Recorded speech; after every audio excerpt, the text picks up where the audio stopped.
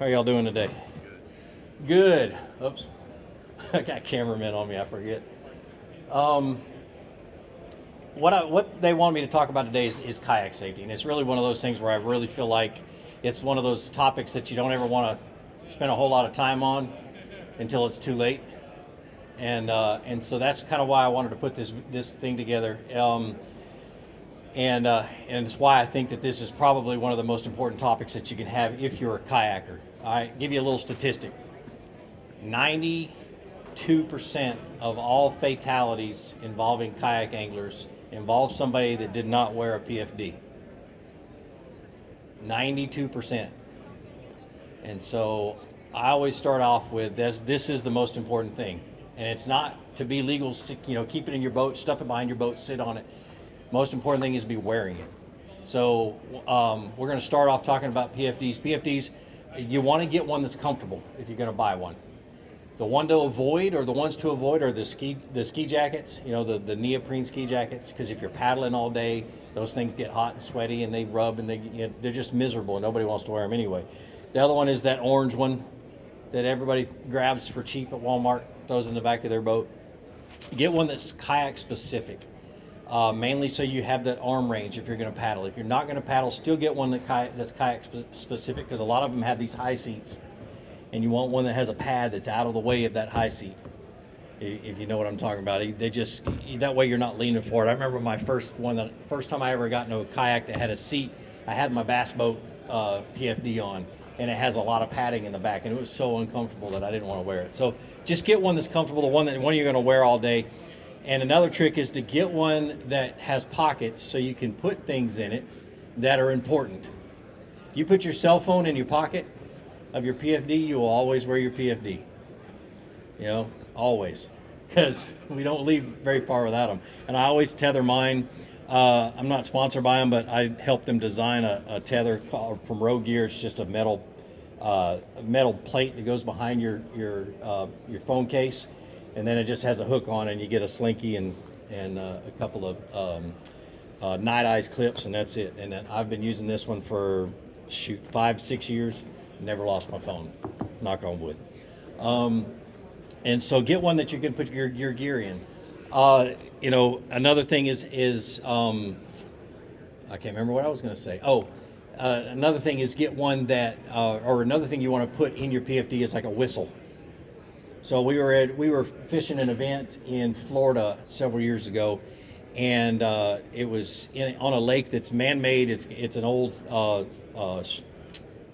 can't remember an old sand mine, and so there's ways to get lost. It looks like a stinking maze. And so what they do is we had this one guy that flipped out of his kayak, and there's gators everywhere. And matter of fact, where he flipped out, I knew there was a 14-foot gator that lived in that area. And he went to go get back in his kayak, and he fell out. He went back to getting his kayak, and he flipped it over trying to get back into it. We're going to cover that a little bit later. But what saved him was he had his whistle. And a guy that was about a quarter of a mile away heard that whistle and came paddling around and was able to help him get his kayak back up and get him back in his kayak. Lost a bunch of stuff, but he was okay. So that's some of the things I'm going to cover. I always start with PFD, but I want to make sure I cover how to get yourself back in your kayak when you fall out, how to not flip your kayak if you do fall out or if something happens, and how to basically self-rescue. And then a couple other things is just going to be equipment that's really nice to have, and equipment that you should have, especially during cold weather. So we're going to start off talking about cold weather. First of all, there's a rule called the rule of 120. You take the water temperature and the air temperature and you add them together. If it's 120 or less, you're in hypothermic conditions. So you're in where you're going to have to really be concerned with exposure if you do fall in the water. And if you do fall in the water, there's a few things that you might ought to have. Number one is, in my kayak, I have what I call a survival kit, but all it is a pair of sweatpants, it's a towel, and a hoodie. And then a Ziploc bag with a cigarette lighter and with something to start a fire with. And I've had this in there since I was in a big bass boat, and I've used it twice, specifically in my big bass boat, where I had to get to the bank and get warm. mainly during just bad weather. But anyway, so those are good because you ever fall in and you find yourself, it's going to be a while for you to get to the boat ramp, and you find yourself getting really shaky, head to the bank, get naked, dry off, put those dry clothes on, get a fire started, and it'll save your life. I also keep a cigarette lighter. I don't like that. You know, you hear all these survival guys rubbing sticks together, and you need to have a fire steel. No, cigarette lighter, bro, in a Ziploc bag. Hello. You know, I love to teach the survival merit badge in scouting, but I never believed in when you're practicing. I never believed in creating a survival situation. All right. So that's one of the things I always keep in there, especially during cold weather. Let me think. I know I'm skipping something. Let me pull out my notes. I have a horrible memory. All right, some of the things that can cause issues or some of the issues you have with kayak accidents, of course, is capsizing. We're going to talk that. Drowning, weather conditions.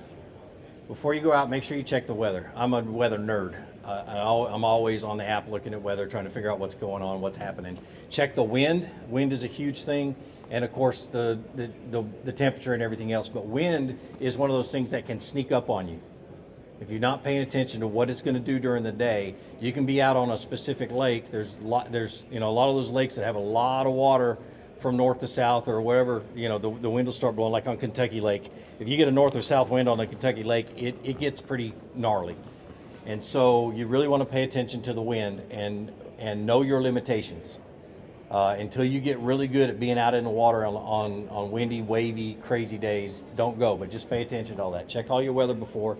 Of course, leave a trip plan with somebody. Apps on phones are great now. My wife has an app where she can track me wherever I'm at, and it always gives her my last known location. So if I do go in the water and my phone dies and it gets exposed or whatever else, she knows where I was, and then they know where to start looking for me. So definitely do that, at least. Some way for them to be able to find you or your body when you're done anyway. So other things that can happen is just inexperience. So as you get more and more experience, you get more and more willing to get out in that crazy weather. When I was testing out the new PWR 129 from Bonafide, when I was testing it, I took it out on Gunnersville, which is a lot like Kentucky Lake, had 15 mile an hour south winds blowing into the Tennessee River current. So with that current, it was creating 3-foot rollers. And I went out fully loaded with all my gear and all my fish finders and everything else and tested to see how that boat does. And I almost flipped it. I wasn't trying to, but I almost flipped it. And you just never know. You never know if when that wind's going to pick up if you don't pay attention. Collisions we worry about a little bit.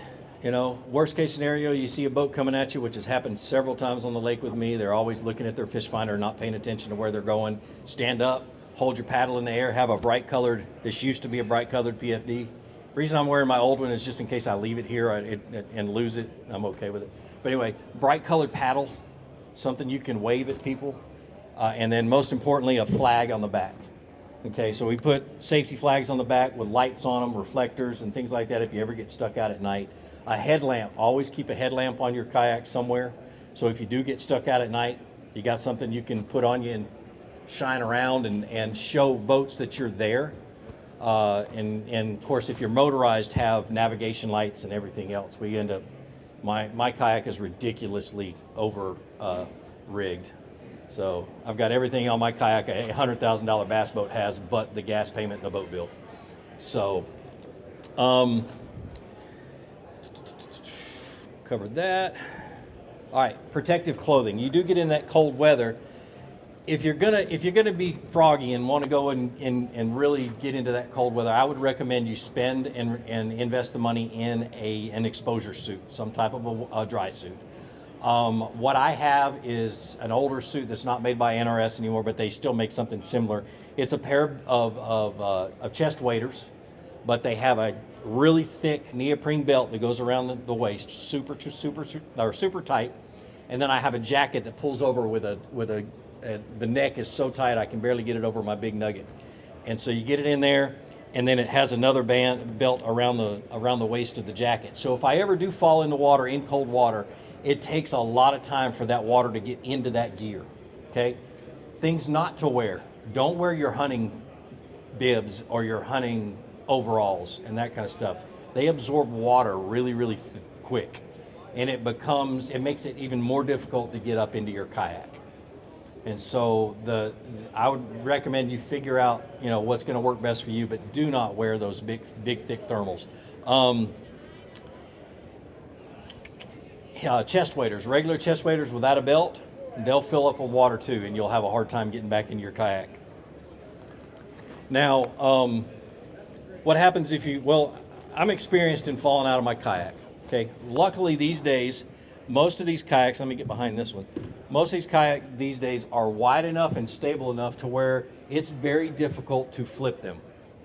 9 times out of 10, you are going to fall in the water before you flip your kayak.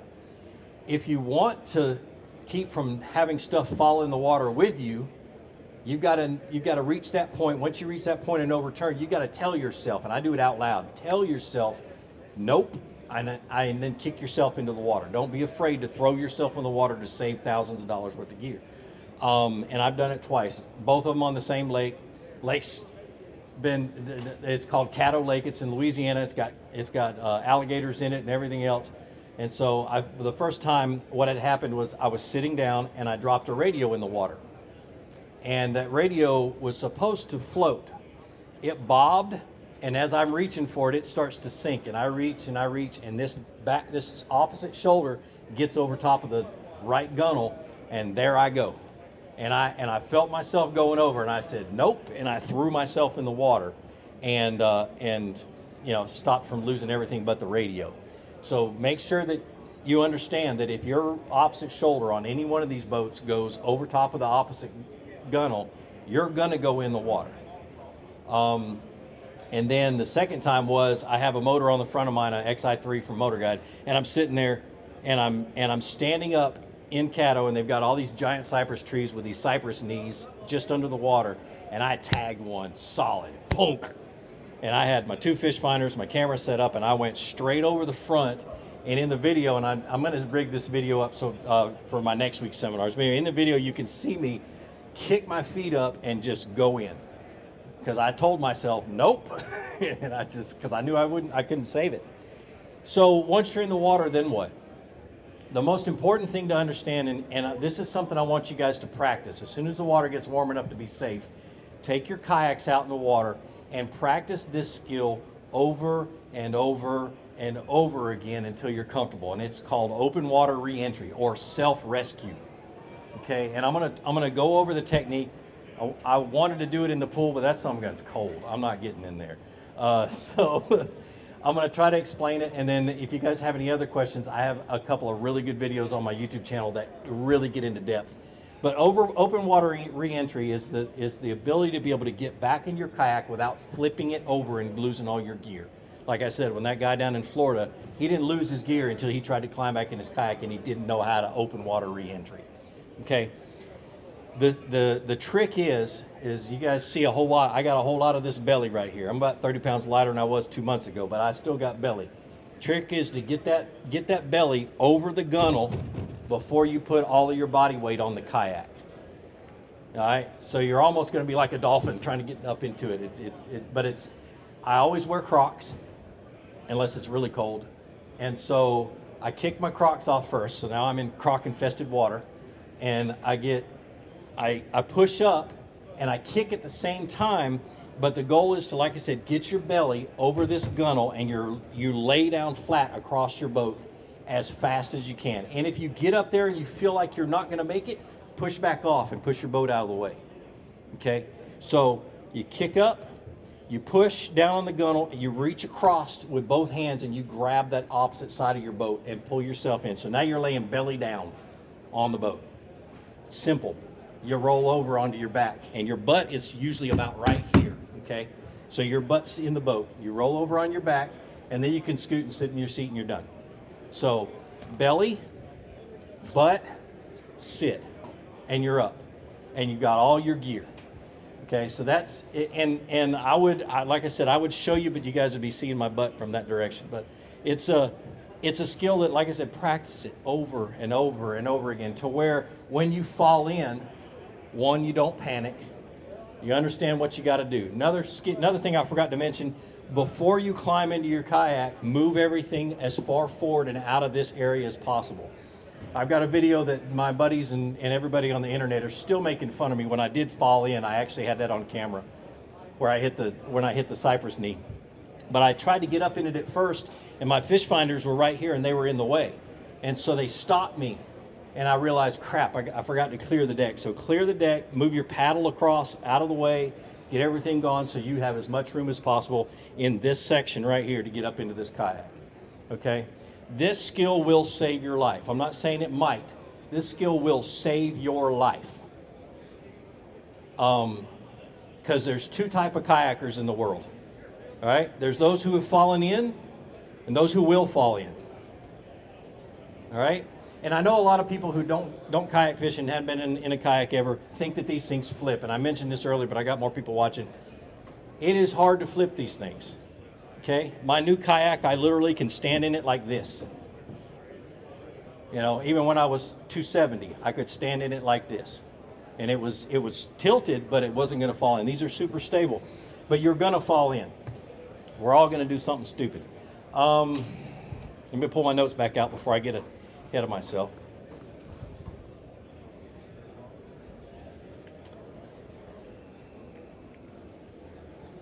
All right, so the other thing is what if your buddy falls in and he doesn't know how to get back up in his kayak?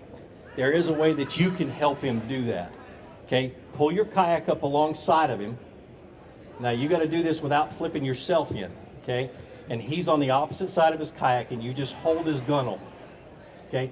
Hold his gunnel, but lean away from him. And give it a little bit of support for him to be able to do it in himself. And at the same time, since you know how to open water reentry, you're telling him, you know, you're coaching him through it. But give him a little bit of support, but don't lean into his boat. Lean away from it. Because as soon as if you're leaning in and he's leaning in, he's gonna go in and you're gonna take a swim too. So, think of anything else. Any questions?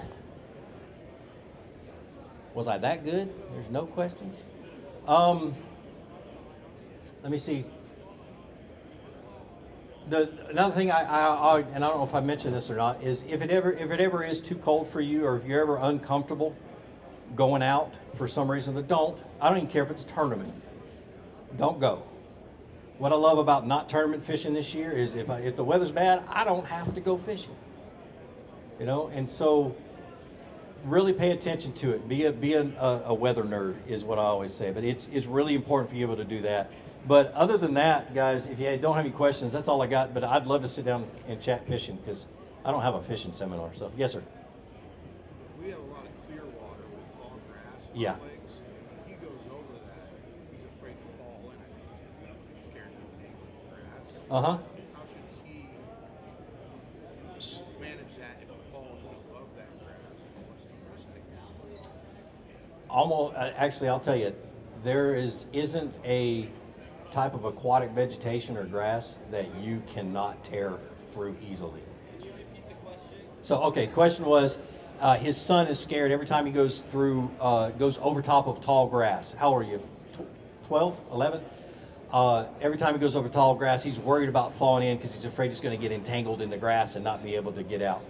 And so the biggest thing is there isn't a type of aquatic grass that you can't tear yourself out of, not at your age, you know. And so and more or less you can almost use it to climb back in. So if you take and kick your legs out behind you, and as you're pushing, kick that grass. A lot of times, if it's thick enough, it'll help you get a little bit more oomph to get up in your kayak. So yeah, you wouldn't have to worry about too much.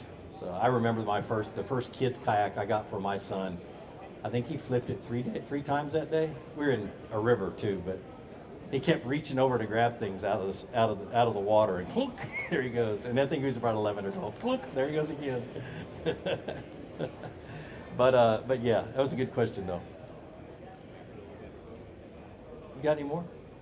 Do you have your own kayak? Yeah. What kind is it? Old town, but it's a sit inside. Oh, sit inside. It's not like open top like Yep. They're pretty old. Yeah.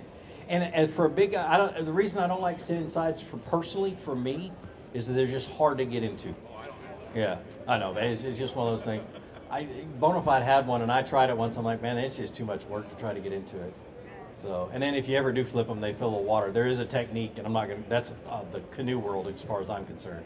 I used to when I taught the canoeing merit badge, I had to teach people how to get the water out of their kayak in open water, and I got really really good at it. Of course, I was 18 years old and a lot more healthier than I am right now. So I could pick up a canoe and just throw it up in the air and get water out of it.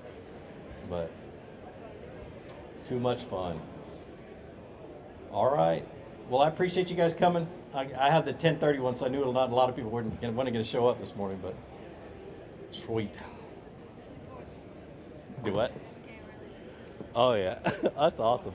I'm glad I had one. I wish they would have given me 2 this year. I don't know why they didn't. So I normally have 2. But I'm not complaining too much. Figured this was the important. I wish everybody understood that. I mean, when we lost a girl by the name of Rebecca Golden. She was she was like almost 40 years old. She was everybody's sister in the KBF world, in the kayak bass fishing world. Everybody loved her, and we still don't know how she died. All we know is that there was about an hour and a half left of pre-fishing. She went to go check a spot and left her group, and never showed back up at the boat ramp. And we think she had a heart attack, because she had one of those self-inflatable, and that's another thing I forgot to cover, but self-inflatable PFDs, and it never inflated. They found her in 3 feet of water. Wow. Yeah, that's one thing. Don't get one of those vests. Don't. I just got one. I'm from a family of engineers, and I've got a brother who's a rocket scientist, and the other one's a mathematician, and he was an engineer first. I'll be the first to tell you, don't trust your life to something mechanical. Yeah. Now Mechanical I've got failure. the only Yeah. class that you said not to have. I appreciate that. Well, these have been on sale for they're phasing this one out. They've got them on sale everywhere. So, There you go. They're on sale. yep, get one. She just gave you permission to get one? I'm glad I told you that. Yeah, those